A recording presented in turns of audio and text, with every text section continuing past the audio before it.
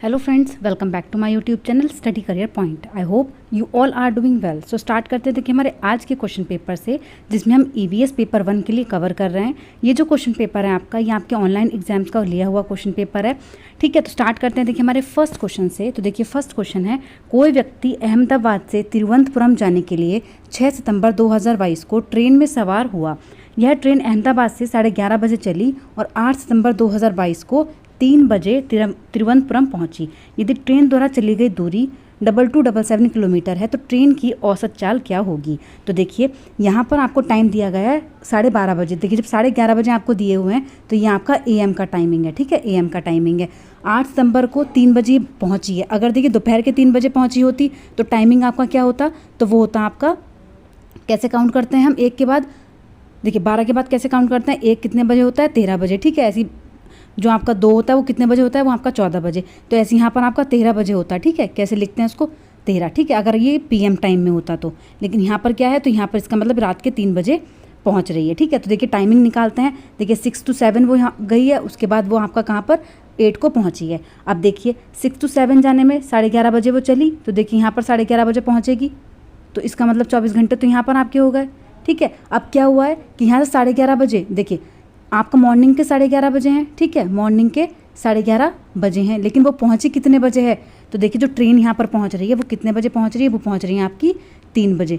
कितने बजे पहुंच जाती है, वो 3 बजे पहुंच जाती है। तो देखिए जब ये 11:30 बजे चली हैं, ठीक है 11:30 बजे चली हैं, तो रात को 11:30 बजे पहुँची। ठीक है, तो कितने 12 घंटे तो ये हो गए आपके।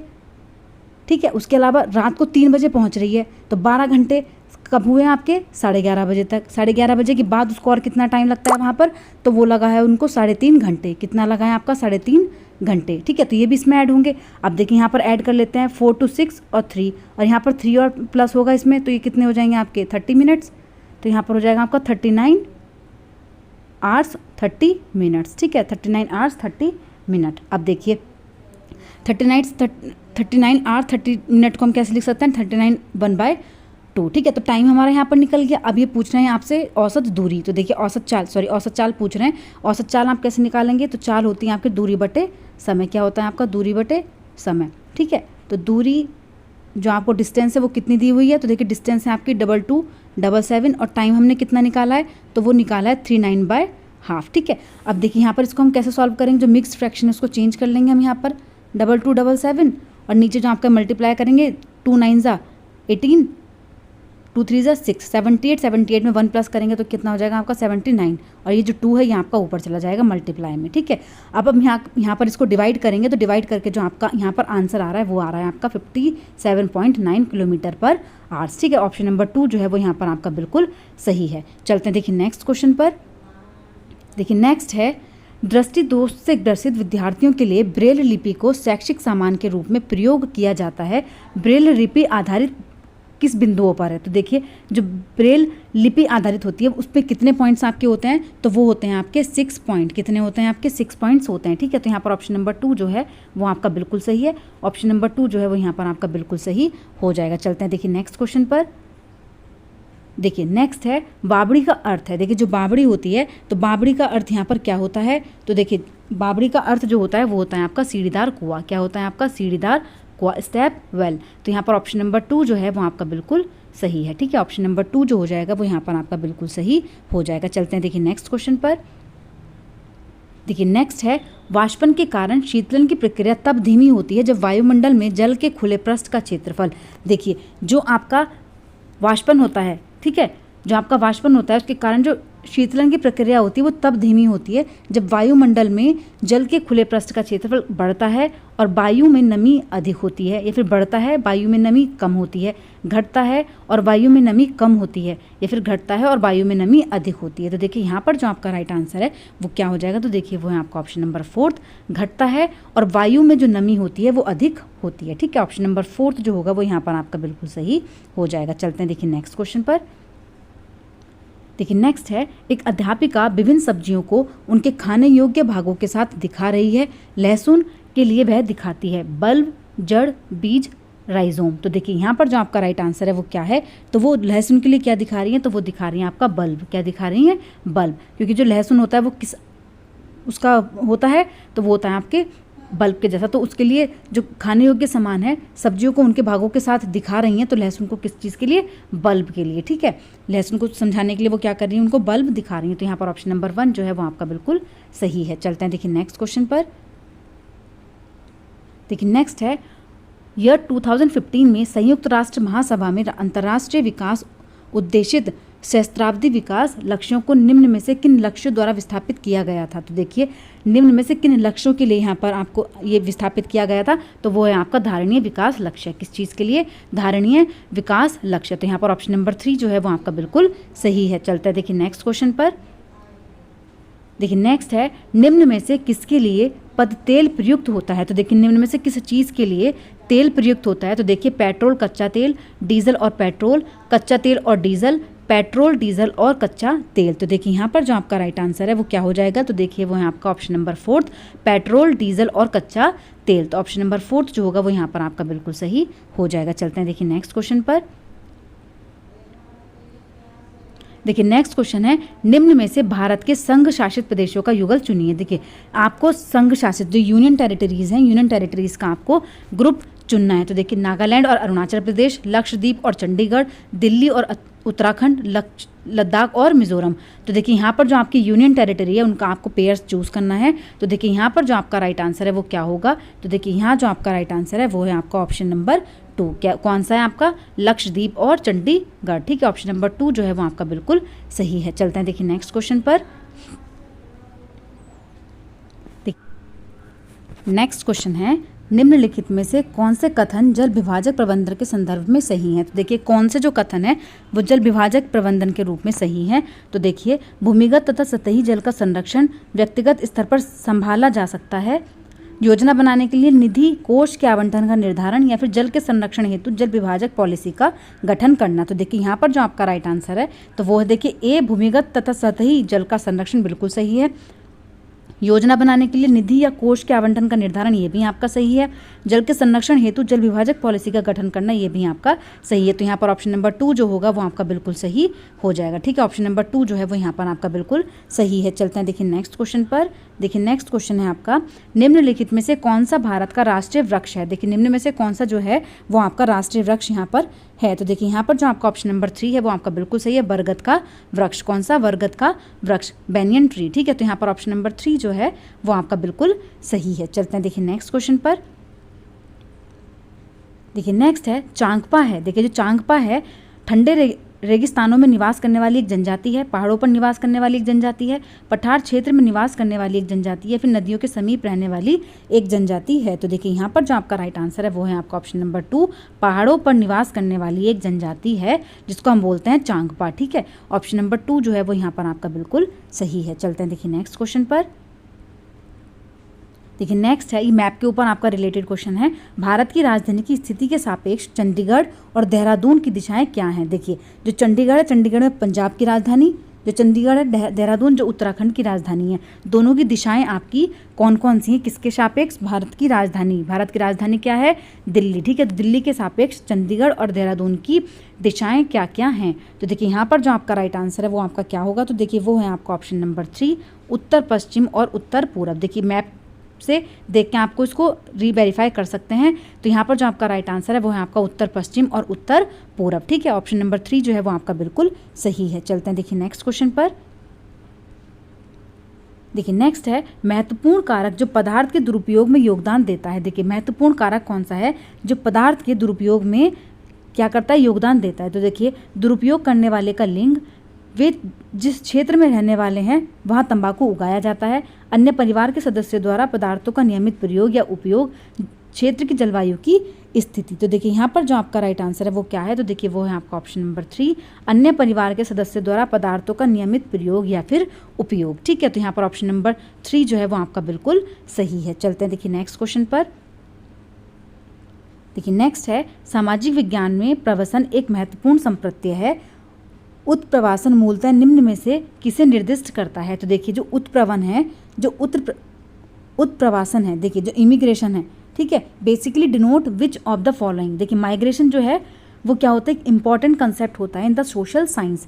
जो इमिग्रेशन है वो बेसिकली क्या डिनोट करता है, तो देखिए movement from one country to another, movement from one urban region to another, movement out of a country या फिर मूवमेंट इनटू अ कंट्री। तो देखिए यहाँ पर जो आपका राइट आंसर है वो क्या होगा, तो देखिए यहाँ जो आपका राइट आंसर है वो है आपका option number 3, movement out of a country. क्या होगा आपका, movement out of a country. ठीक है, तो यहाँ पर जो ऑप्शन नंबर 3 है, एक देश के बाहर का स्थान बदलना। ठीक है, तो यहाँ पर ऑप्शन नंबर 3 जो है वो आपका बिल्कुल सही है। चलते हैं देखिए नेक्स्ट क्वेश्चन पर।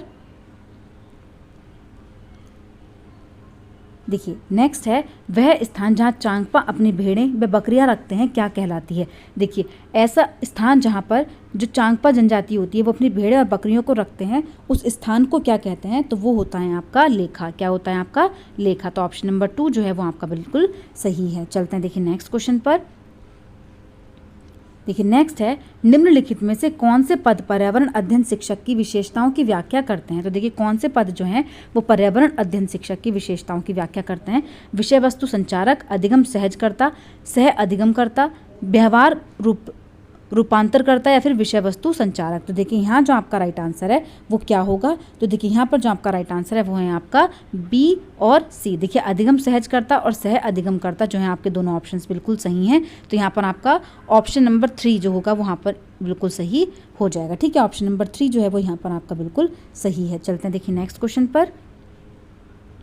देखिए नेक्स्ट है, ईवीएस शिक्षण अधिगम प्रक्रम में वज समूह। देखिए जो वज ग्रुप होते हैं इन EVS teaching learning process are to check effects of noise pollution, assess the goal of EVS transaction, assign a small group an issue along with task to complete या फिर reduce lack of interest in theme। तो देखिए ध्वनि प्रदूषण के प्रभावों पर नियंत्रण रखना, EVS संपादन के लक्ष्यों का आकलन करना, छोटे समूह को कार्य पूर्ण करने के साथ साथ उन्हें एक समस्या देना या फिर विषयों में अरुचि कम करना। तो देखिए यहाँ जो आपका राइट आंसर है वो क्या होगा, तो वो है आपका option number 3, assign a small group and issue along with task to complete. देखिए छोटे समूह को कार्य पूर्ण करने के साथ उन्हें एक समस्या देना। ठीक है, चलते हैं देखिए नेक्स्ट क्वेश्चन पर।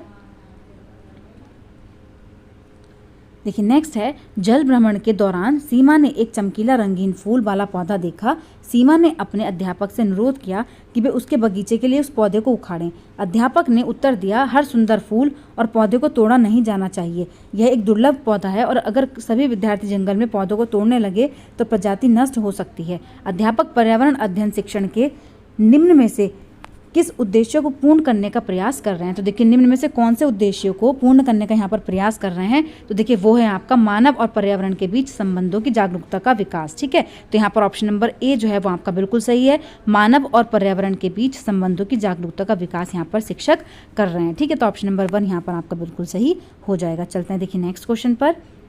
देखिए नेक्स्ट क्वेश्चन है, किसी चिन्हित पर्यावरणीय समस्या के अध्ययन के लिए कौन सी विधि सर्वथा उपयुक्त है। देखिए किसी चिन्हित पर्यावरणीय समस्या के अध्ययन के लिए कौन सी विधि जो है वो सर्वथा उपयुक्त है, साक्षात्कार विधि, अवलोकन विधि, समस्या समाधान विधि या फिर प्रश्नोत्तर विधि। तो देखिए यहाँ पर जो आपका राइट आंसर है, तो देखिए वो क्या हो जाएगा, तो वो है आपका ऑप्शन नंबर 3। कौन सा हो जाएगा आपका option number 3, problem solving method. ठीक है, क्या हो जाएगा आपका प्रॉब्लम सॉल्विंग मेथड। तो यहाँ पर ऑप्शन नंबर 3 जो है वो आपका बिल्कुल सही है। चलते हैं देखिए नेक्स्ट क्वेश्चन पर।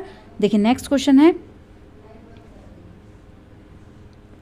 देखिए रेवती बच्चों को उनके द्वारा संकलित बीजों को लगाने के बारे में शिक्षित करना चाहती है, इसलिए रेवती को निम्न में से किन संसाधनों का उपयोग करना चाहिए। तो देखिए कौन से जो संसाधन है, कम्युनिटी रिसोर्स का, इंस्टीट्यूशनल रिसोर्स का, नेचुरल रिसोर्स का या फिर टेक्नोलॉजी रिसोर्स का। तो देखिए यहाँ पर जो आपका राइट आंसर है वो क्या होगा, तो देखिए वो है आपका सामुदायिक संसाधन। क्या है आपका, कम्युनिटी रिसोर्सेज। तो यहाँ पर ऑप्शन नंबर 1 जो है वो आपका बिल्कुल सही है। ठीक है, ऑप्शन नंबर 1 जो होगा वो यहाँ पर आपका बिल्कुल सही हो जाएगा। चलते हैं देखिए नेक्स्ट क्वेश्चन पर। देखिए नेक्स्ट है, ईवीएस कक्षा में छात्रों से बहुत सारे प्रश्न पूछने से। देखिए अगर ईवीएस कक्षा में बच्चों से बहुत सारे प्रश्न पूछे जाते हैं, छात्र प्रत्यों को बेहतर समझते हैं, छात्र कार्यों में लगे रहते हैं और उनके अनुशासन में सुधार होता है, छात्रों को विषय का महत्व समझने में मदद मिलती है, छात्रों के बीच भेद करने में मदद मिलती है। देखिए यहाँ पर जो आपका राइट आंसर है वो क्या हो जाएगा, तो देखिए वो है आपका ऑप्शन नंबर 1, छात्र प्रत्यों को बेहतर समझते हैं। क्या करते हैं, makes students understand the concept better. ठीक है, तो ऑप्शन नंबर 1 जो है वो यहाँ पर आपका बिल्कुल सही है। चलते हैं देखिए नेक्स्ट क्वेश्चन पर।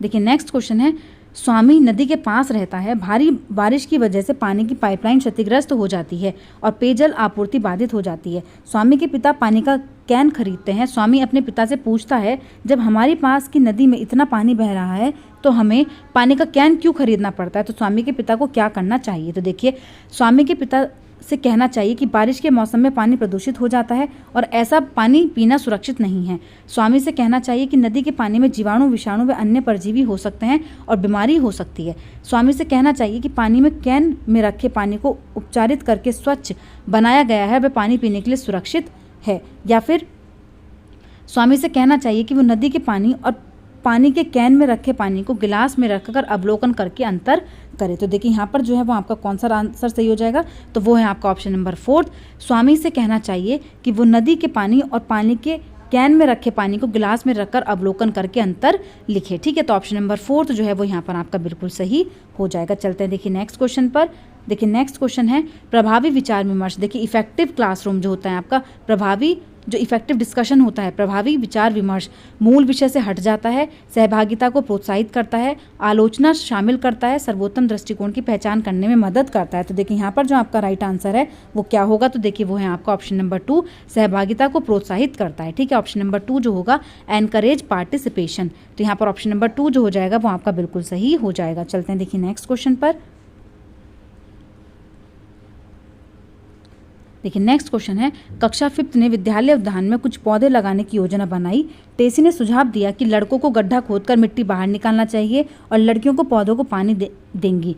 कुछ ने इसका विरोध करते हुए कहा लड़कियां गड्ढा क्यों नहीं खोद सकती।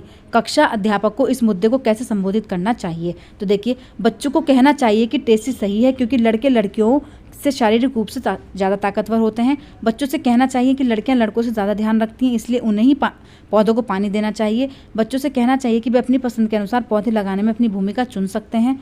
या फिर बच्चों से कहना चाहिए कि वे इस पर चर्चा करें कि लड़के और लड़कियों को क्या करना चाहिए और वे ऐसा क्यों सोचते हैं। तो देखिए यहाँ पर जो आपका राइट आंसर है वो है आपका ऑप्शन नंबर 4। बच्चों से कहना चाहिए कि वे इस पर चर्चा करें कि लड़के और लड़कियों को क्या करना चाहिए और ऐसा क्यों सोचते हैं। तो ऑप्शन नंबर 4 जो हो जाएगा वो यहाँ पर आपका बिल्कुल सही हो जाएगा। चलते हैं देखिए नेक्स्ट क्वेश्चन पर। देखिए नेक्स्ट है निरंतर व व्यापक मूल्यांकन में व्यापक का क्या संबंध है। तो देखिए निरंतर व व्यापक मूल्यांकन में व्यापक का क्या अर्थ है। किसी छात्र की शैक्षिक और गैर शैक्षिक दोनों वृद्धि में के क्षेत्रों से आकलन में नियमितता से, सीखने की समस्याओं की पहचान से, सह पाठ्यगामी क्रियाकलापों का मूल्यांकन। तो देखिए यहाँ पर जो आपका राइट आंसर है वो क्या हो जाएगा, तो देखिए वो है आपका ऑप्शन नंबर 1, किसी छात्र की शैक्षिक तथा गैर शैक्षिक दोनों वृद्धि के क्षेत्रों से। तो ऑप्शन नंबर 1 जो होगा वो यहाँ पर आपका बिल्कुल सही हो जाएगा। चलते हैं देखिए नेक्स्ट क्वेश्चन पर।